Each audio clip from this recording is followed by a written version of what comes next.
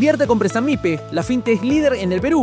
Invierte en préstamos con garantía hipotecaria e invierte en facturas por cobrar. Empieza hoy en www.prestamipe.com/invertir. Aquí en la cabina de Lima al padre Rafael Hernández Hart. Él es rector de la Universidad Antonio Ruiz de Montoya, es un sacerdote jesuita, filósofo y teólogo. Padre, muy buenos días. Muchísimas gracias por acompañarnos esta mañana. En principio, una primera reacción. ¿Se esperaba usted esta elección? ¿Le ha sorprendido gratamente? ¿Cómo la interpreta? Así, cuando usted lee esto que está en todos los titulares de los periódicos alrededor del mundo, un papa americano, nuevamente de este continente, pero ojo, con una identidad peruana muy interesante. Muy buenos días y muchas gracias por esta oportunidad de expresar mi alegría. Por supuesto, estamos muy contentos con un papa que tiene un pie en Estados Unidos y un pie en el Perú, no solo en América Latina, sino en el Perú, con este DNI del Perú. A mí me parece que es un gesto interesantísimo porque después de, digamos, habíamos visto que con el Papa Francisco la Iglesia había salido de una tradición un poco eurocéntrica. Es decir, cuando estudiaba teología en Europa, dicho sea de paso, los mismos teólogos europeos decían que la Iglesia era eurocéntrica, es decir, que se miraba un poco a ella misma, ¿no? Y eso se reflejaba en papas que eran generalmente siempre europeos. Entonces, cuando se rompe esta tradición con el Papa Francisco, con un papa de América Latina, uno podría decir que fue una especie de hipo, ¿no? Y que volvíamos después a esta mirada céntrica o centralizada en Europa, y sin embargo no. La Iglesia de alguna manera dice no, hay cambios con los que hay que seguir hacia adelante, y uno de esos es que Europa tiene que salir de Europa. Entonces, mi primera interpretación fue esa, y me parece en todo caso una excelente noticia, ¿no? Porque nos promete una iglesia que trata de abrirse al mundo, ¿no? Sabiendo además que Europa necesita, cuando he visitado Europa recientemente siempre me dicen, Europa necesita ahora misioneros, es decir, la figura se ha invertido, ¿no? Es decir, si antes Europa era el continente que enviaba misioneros para todo el mundo, pues ahora esa figura se ha invertido hace ya varias décadas, hay que decirlo. Padre Fernández Hart, muy buenos días, gracias por estar con nosotros. Se ha subrayado mucho los orígenes nacionales del Papa Luis León XIV. Yo quisiera que usted nos diga una palabra sobre otro aspecto de su identidad, que es ser agustino. Esta es una congregación muy antigua que llegó al Perú en el siglo XVI, que tiene escuelas, el famoso Colegio San Agustín del Paseo de la República, tiene universidades como aquella en la que él enseñó también durante años acá en el norte, tiene parroquias a lo largo del mundo. Pero yo no quisiera que nos diga una palabra de cuál es el carisma de esta congregación en Agustina, puesto que él ha subrayado siempre, soy un hijo de San Agustín. Este es el otro gran padre de la iglesia, además de Tomás de Aquino, pero es del siglo V, es un santo de la época romana de la transición. Díganos qué significa ser agustino cuando el Papa subraya ese componente de su identidad. Muchas gracias. Dentro de esta enorme cantidad de espiritualidades que forman parte de la Iglesia Católica, la espiritualidad agustina es muy potente.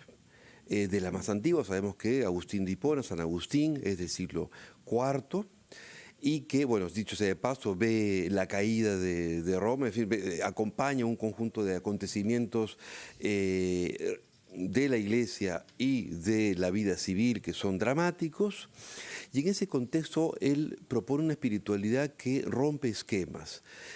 Para empezar, una espiritualidad de la interioridad, de la intimidad.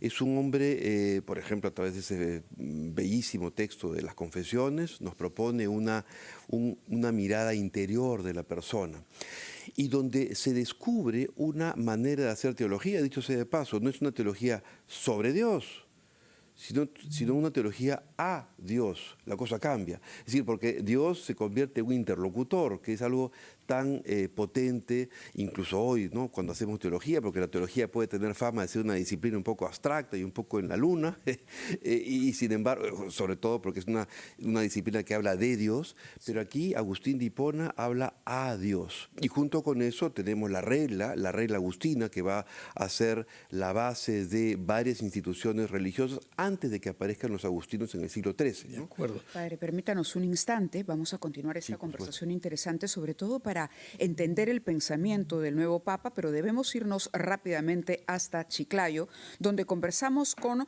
Patricia Campos, rectora de la Universidad Católica Santo Toribio de Mogrovejo. El nuevo Papa fue gran canciller de la universidad durante 9 años, Patricia, y es un placer que conversemos esta mañana contigo. Muy buenos días. Buenos días, Mavila. El placer es todo mío. No, al contrario, cuéntenos por favor cómo recibieron la noticia ustedes y cuál es el significado que le otorgan a la elección de León XIV. Bueno, en primer lugar, la noticia fue recibida con muchísima alegría, con mucha emoción. Si te dijera que en la universidad todos estábamos llorando, estaba en una reunión de junta directiva de Oducal y bueno, los rectores empezaron a hablar a humo blanco, y se acabó la reunión, ¿no? Todo el mundo quería saber quién era el nuevo Papa, y cuando dijeron el nombre de Robert Francis Prevost, bueno, todo el mundo saltó de alegría, ¿no? Para nosotros siempre fue un hombre muy cercano a nosotros, fue nuestro gran canciller por casi 9 años, pero más allá de ser un gran canciller fue el pastor que guió nuestras vidas en la diócesis y guió nuestros sueños en la universidad. Patricia, la siento bastante emocionada. Es más, Sí. usted habla y se puede escuchar una voz entrecortada, trasluce esa emoción que nos ha relatado en los hechos. ¿Qué significa para usted la palabra pastor? ¿Cómo entender nosotros eso que usted ha dicho, ha sido nuestro pastor? Ha sido la persona que ha guiado a la diócesis desde el punto de vista, como decía Rafael, de la espiritualidad. Ha sido una persona que ha sabido llegar a los feligreses de toda nuestra diócesis. Él acostumbraba a viajar hasta los lugares más remotos de la diócesis. A él le gusta mucho manejar, entonces se iba en camioneta hasta la Sierra de Lambayeque a ver a los pueblos más olvidados, a las personas de extrema pobreza. Siempre fue una persona que le gustó acompañar a su pueblo, y a nosotros en la universidad también siempre nos acompañó. Sí, muy buenos días, señora Campos. Queríamos preguntarle cómo era la relación del profesor universitario también, que era Monseñor Prevost, con los alumnos, porque el gran desafío de la Iglesia, sin duda, es poder comunicar a los jóvenes valores en un mundo que ha cambiado enormemente y en el que hay que saber moverse para poder comunicar un viejo tesoro que tiene 2000 años, pero que muchas veces no llega y no logra conmover a los jóvenes como sí ha sucedido durante siglos y siglos, ¿no? Bueno, en primer lugar, creo que la única manera de transmitir valores es con el ejemplo. No es lo mismo que uno le diga a una persona, sé una buena persona, si uno no ve que la persona que lo dice no es una buena persona. Él supo llegar a los jóvenes, al igual que lo hizo el Papa Francisco, precisamente con su actitud. Nosotros tenemos una foto muy linda de él en la última reunión de los jóvenes en el mundo, con las personas de nuestra universidad. Fue una delegación pequeña a Lisboa y él está en ese momento con todos los jóvenes conversando, sabía llegar a todo el mundo. Él era matemático, aparte de ser doctor en Derecho canónico, pero no ejerció como profesor en nuestra universidad. El ejercicio, digamos, de su docencia lo hizo siempre al lado de la gente joven y de la gente necesitada. De acuerdo. Permítanos ir a una pausa, por favor, señora rectora Patricia Campos, y también el rector que tenemos en la cabina, el padre Rafael Fernández Hart, y retomamos nuestra conversación con ustedes a propósito del nuevo Papa, ya sabemos, de origen norteamericano, pero nacionalizado por decisión propia el año 2015, por un decreto supremo firmado por el entonces presidente Ollanta-Humala y el ministro del Interior, que sepamos el único ministro del Interior del mundo que era al mismo tiempo teólogo, sí, nuestro amigo José Pérez Guadalupe. Sí. Vamos a la pausa. Ya Nina Natali Cesa, quien es directora Cáritas de Chiclayo. Señora César Córdoba, muy buenos días, gracias por estar con nosotros. Buenos días, Henry Mávila. Muy buenos días. Muy contentos en Chiclayo por la noticia, ¿no?, de tener actualmente a quien fue nuestro obispo de la diócesis en la época cuando fui directora de Cáritas. Hicimos una labor siempre humanitaria dirigida por él, liderada por él, sobre todo en la respuesta a emergencias que Chiclayo, pues del 2015, que lo recibió como obispo hasta abril del 2023, sufrió muchas emergencias, desde el fenómeno costero, la pandemia, ¿no? Entonces creo que se ganó el corazón de todos los chiclayanos al ser nuestro obispo quien siempre pedía al equipo y a la diócesis ponerse de pie como iglesia en estas situaciones difíciles. Hemos visto fotografías, Janina, de él en efecto con las botas, ¿no?, cruzando los ríos durante la tragedia del fenómeno del Niño, las lluvias, las inundaciones. También, por ejemplo, se menciona mucho que él fue uno de los que impulsó el uso de la mascarilla, enseñaba a la gente cómo usar la mascarilla durante la pandemia. ¿Qué otros recuerdos guardas de ese trabajo? De pronto, alguna anécdota en particular que te gustaría rescatar en este momento en que estamos celebrando su elección? Sí, yo creo que una de las acciones que marcó en Chiclayo la presencia del liderazgo de Monseñor fue que impulsó una campaña Oxígeno de la Esperanza. Todo Lambayeque se puso de pie por la cercanía que tenía Monseñor en esa época con los empresarios, familias, colaboraron y la meta era lograr la compra de una planta de oxígeno, porque las personas se morían al no haber oxígeno en nuestra región. Pero no solamente se compró una, sino esa sensibilidad que logró él en la generosidad de la gente, pues se pudo lograr comprar 2 plantas de oxígeno, que permitió salvar muchas vidas. Yo creo que de todas las obras que hemos presenciado de cerca, fue algo que impactó mucho a la gente chiclayana y se ganó definitivamente por su humanidad el cariño, ¿no?, en nuestra ciudad. Era en la última emergencia del Yacu, a un mes de irse a Roma, pues llegó a la oficina con 2 sacerdotes más, padre Jorge Luis Sánchez Mora y el padre Edgar Rimarachín, los 3 con botas, con casco, y dijeron vamos a ayudar a todo el equipo a brindar esta ayuda humanitaria. Y nos fuimos ahí, Yimopacora, recorriendo, no importando, ¿no?, el nivel del agua, sino allí entregando ayuda humanitaria a las personas.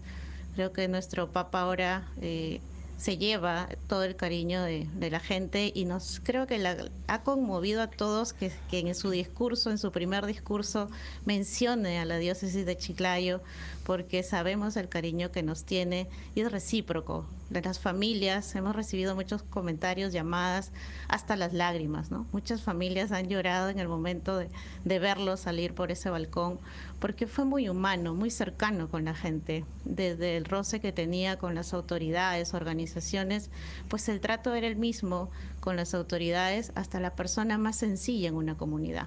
Entonces sí, creo que eso es lo que valora mucho nuestra población. Señora, hemos sabido también que durante el año 20 él fue nombrado simultáneamente a su cargo en Chiclayo administrador apostólico en el Callao y se desplazaba desde Chiclayo hasta Callao en auto, manejando los 700 kilómetros de esa carretera que no siempre está en muy buen estado, de manera que tiene un conocimiento del Perú por nuestras carreteras difíciles.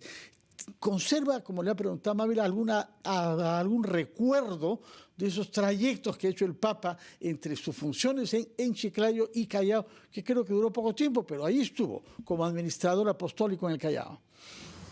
Sí, bueno, recuerdo mucho varias anécdotas porque a veces no sabíamos dónde estaba, porque él venía de Estados Unidos, cogía su camioneta, se iba a la sierra de Lambayeque y luego regresaba y viajaba a Lima y yo le decía, ¿cómo puede, no?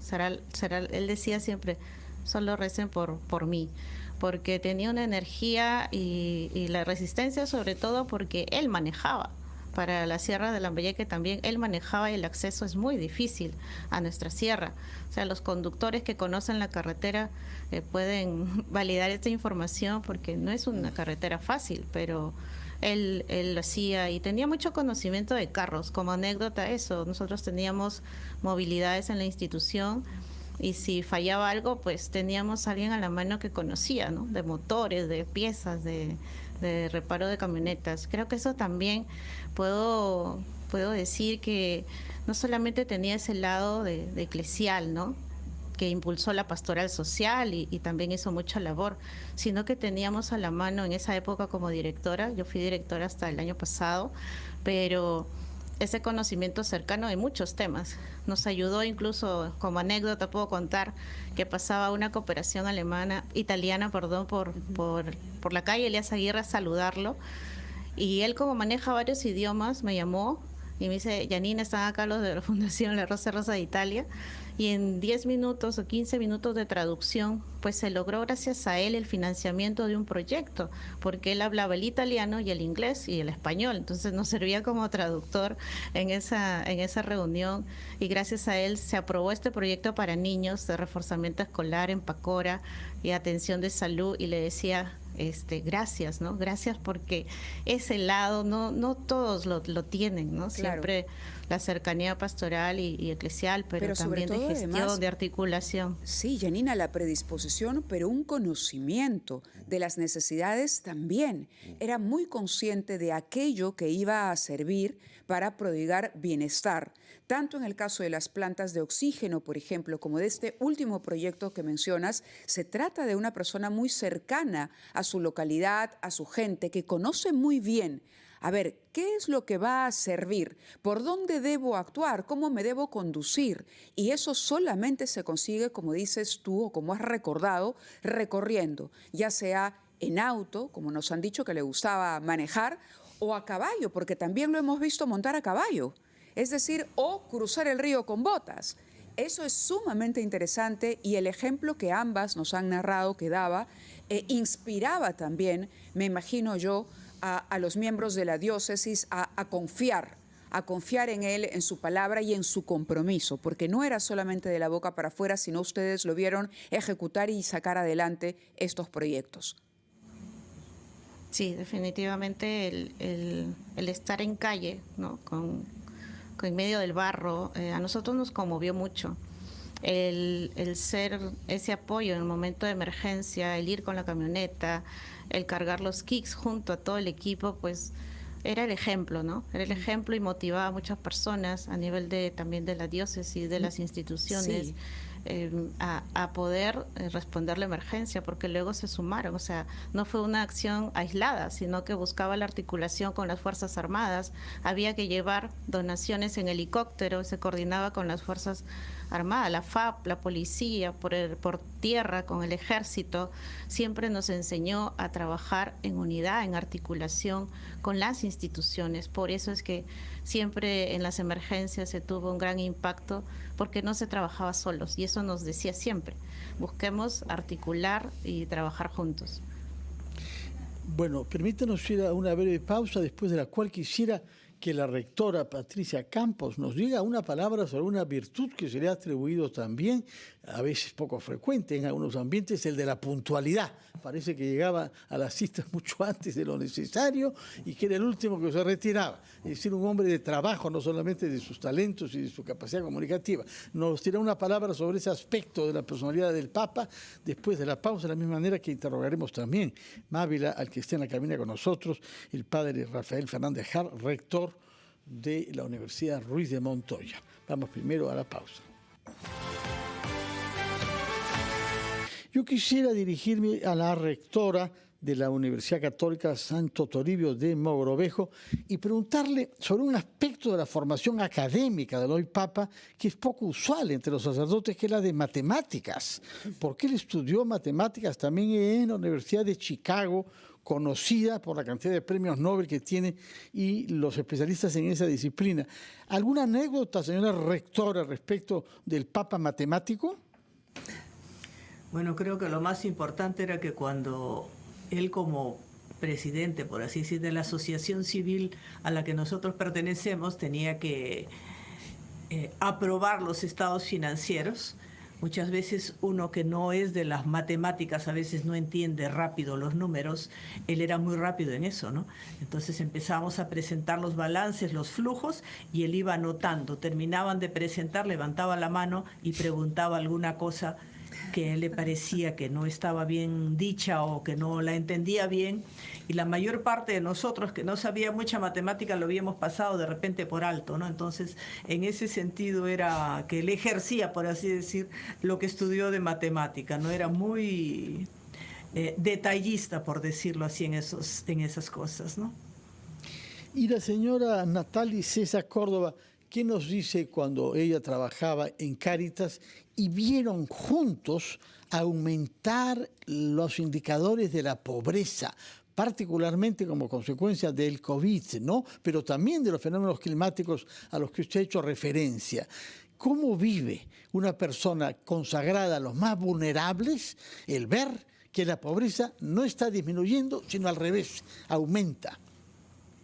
Sí, la preocupación constante de la mano con la motivación para ver los proyectos en Cáritas gestionados con cooperación internacional podían ayudar, y él siempre daba como las ideas de qué tipo de proyectos, hacia dónde apuntar, hacia la educación. Por eso teníamos proyectos de reforzamiento escolar en niños, el impulso de emprendimientos en los CAR del INAVIF para los niños que salían y no tenían una opción laboral, impulsando el conocimiento, la capacitación a la interna de los CAR con implementación de panaderías, biohuertos, y también el flujo grande de migrantes que tuvimos en Lambayeque fue una de sus preocupaciones, pues las parroquias se convirtieron en albergues, comedores a través de cooperación alemana. Hicimos proyectos también impulsando emprendimientos productivos, o sea, no solamente la asistencia inmediata, sino también oportunidades de empleo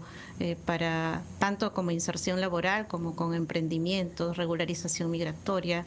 Siempre estuvo cerca de la comunicación, de las necesidades, siempre sabía qué es lo que se necesitaba y nos daba como luces hacia qué proyectos poder formular y poder gestionar.